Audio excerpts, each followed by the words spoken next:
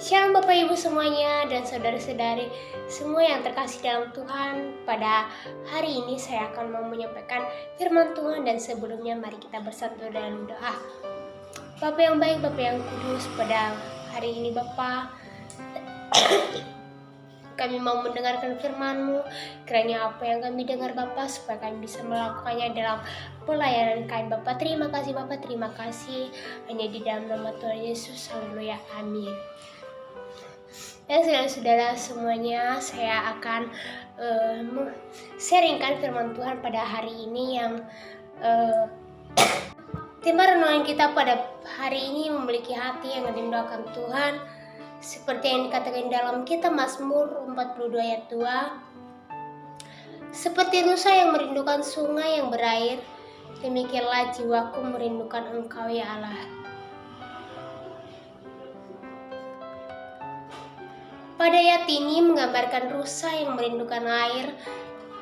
Sungai digunakan sebagai metafora untuk menyatakan kerinduan dan kehausan jiwa yang mendalam akan hadirat Tuhan. Tema utama yang dapat diambil dari Mazmur 42 ayat 2 ini adalah memiliki hati yang rindu akan Tuhan. Penulis Mazmur ini mengekspresikan kerinduannya kepada Tuhan dengan perbandingan yang kuat, seperti rusa yang merindukan air sungai untuk memuaskan hausnya.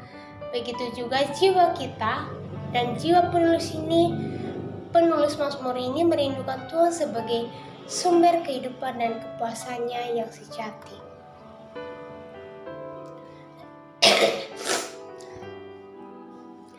Tema ini menyoroti kebutuhan kita sebagai hamba Tuhan untuk memiliki hubungan yang mendalam dengan Tuhan, di mana jiwa kita merindukan kehadirannya seperti rusa yang merindukan air.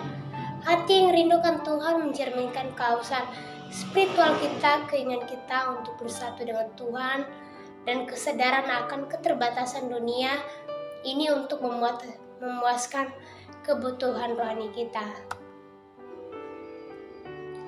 Dalam konteks kehidupan sehari-hari kita, tema ini mengajak kita untuk menggali hubungan spiritual kita dengan Tuhan, meningkatkan kerinduan dan keinginan kita untuk lebih dekat dengannya, serta menyadari bahwa hanya di dalam Tuhanlah jiwa kita dapat menemukan kepuasan yang sejati di dalam Tuhan Yesus Kristus, karena Dia adalah Sang Juru Selamat dunia.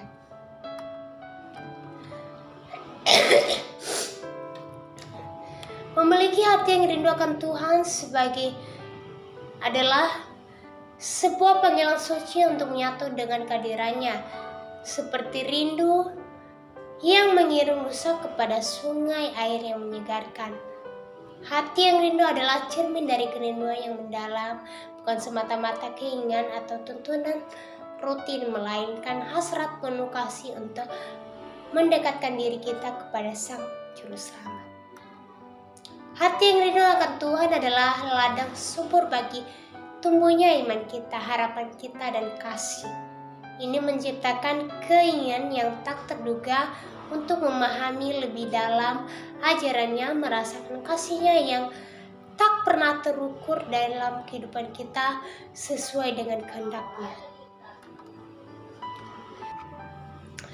Kerinduan ini bukanlah kekosongan, melainkan panggilan yang menggerakkan hati kita untuk mencarinya dengan tekun, sebagaimana rusa yang mencari air untuk memuaskan hatinya.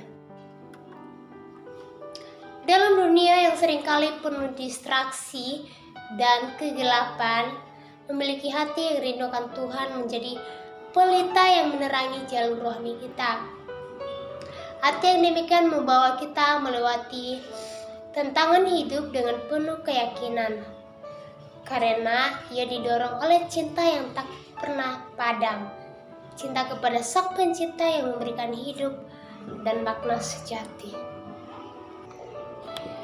Jadi Bapak Ibu, mari kita bersama-sama menjelajahi bagaimana kita dapat memelihara hati yang rindu akan Tuhan dalam kehidupan sehari-hari kita, sehingga setiap langkah kita dipenuhi oleh kerinduan akannya, dan kita dapat mengalirkan kasih dan kebaikannya melalui sesama kita.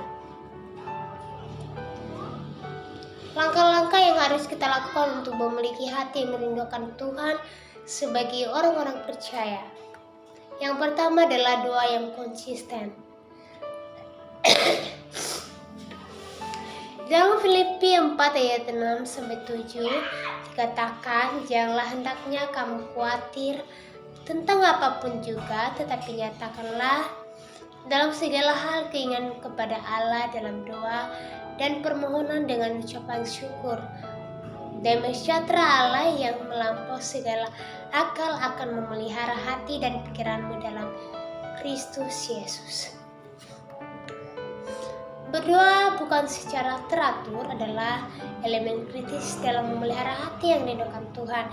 Tetapi ini tidak hanya sebagai sarana untuk menyampaikan kebutuhan kita melalui kepada Tuhan, tetapi juga sebagai wadah untuk menyatakan rindu kita dan keinginan kita untuk bertemu kepada Tuhan. Karena doa adalah menjadi titik sentuhan pribadi kita dengannya, membangun dan memelihara hubungan yang intim kepada Tuhan Yesus. Dan yang kedua, memahami firman Tuhan. Seperti yang dikatakan dalam 2 Timotius 3 ayat 16-17, segala tulisan yang diilhamkan Allah memang bermanfaat untuk mengajar, untuk menyatakan kesalahan, untuk memperbaiki kelakuan, dan untuk mendidik orang dalam kebenaran. Dengan demikian, tiap-tiap manusia kepunyaannya Allah diperlengkapi untuk setiap perbuatan baik.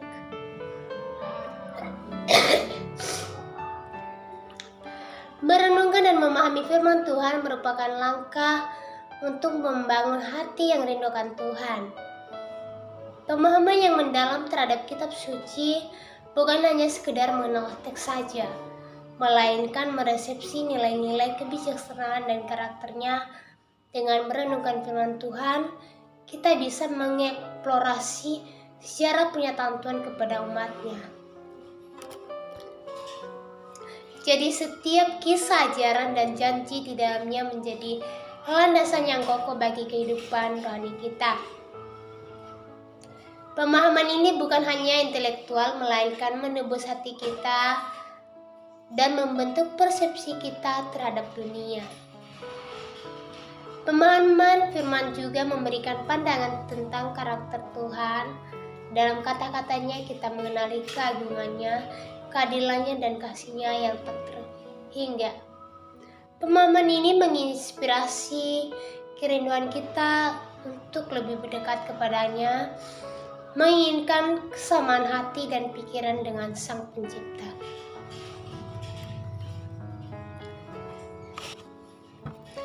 Dan yang ketiga adalah aktif dalam ibadah dan pujian. Dalam Yohanes 4 ayat 23-24 dikatakan, tetapi saatnya akan datang dan sudah tidak tiba sekarang bahwa penyembah-penyembah benar akan menyembah Bapa dalam roh dan kebenarannya. Sebab Bapa menghendaki penyembah-penyembah demikian. Allah itu roh, dan barang siapa menyembah Dia harus menyembah dalam roh dan kebenaran. Aktif dalam ibadah dan pujian bukan sekedar rutinitas keagamaan kita, melainkan sebuah perjalanan pribadi kita dan bersama Tuhan menuju Tuhan.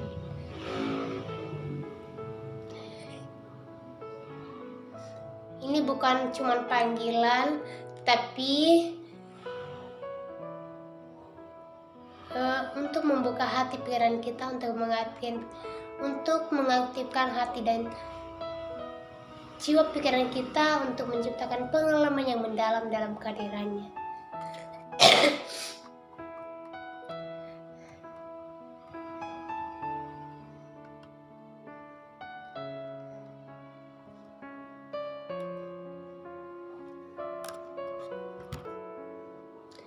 Ibadah sebagai keterlibatan hati. Ibadah melibatkan lebih dari kehadiran fisik di gereja.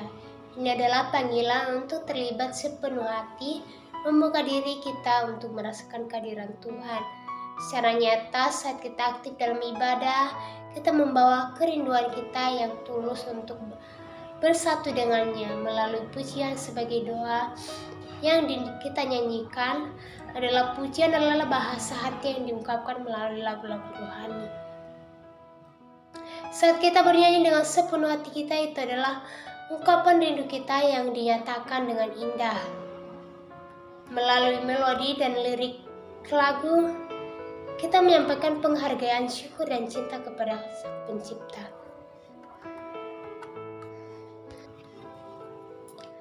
Jadi sebagai kesimpulan firman Tuhan kita pada hari ini, dalam memelihara hati yang rindu akan Tuhan, beberapa langkah praktis dapat kita ambil untuk memperkuat hubungan rohani kita terhadap Tuhan. Yang pertama adalah doa teratur menjadi fondasi yang penting bagi kehidupan kita sebagai hamba-hamba Tuhan dan memungkinkan komunikasi kita yang terus-menerus dan mendalam dengan Tuhan. Selanjutnya, pemahaman mendalam terhadap firman Tuhan memperkaya iman dan memperdalam kerinduan kita untuk hidup sesuai dengan kehendak-Nya.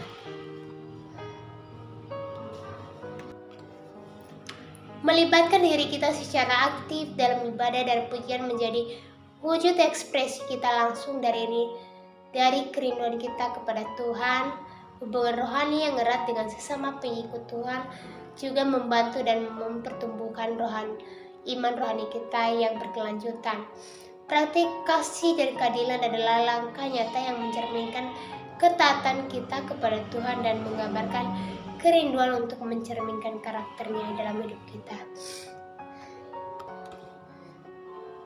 Dan menjadi manajemen waktu yang bijak dengan fokus pada aktivitas yang memperkuat rindu kita kepada Tuhan. Memungkinkan kita mendekatkan diri kepadanya dalam kehidupan sehari-hari kita. Dan yang terakhir adalah ketekunan selama ujian, menunjukkan hati kita rindu kepada Tuhan, menunjukkan bahwa ketaatan dan hubungan kita dengannya tidak tergoyahkan oleh cobaan. Amin. Sekian firman Tuhan pada hari ini. Tuhan Yesus memberkati. Sampai jumpa.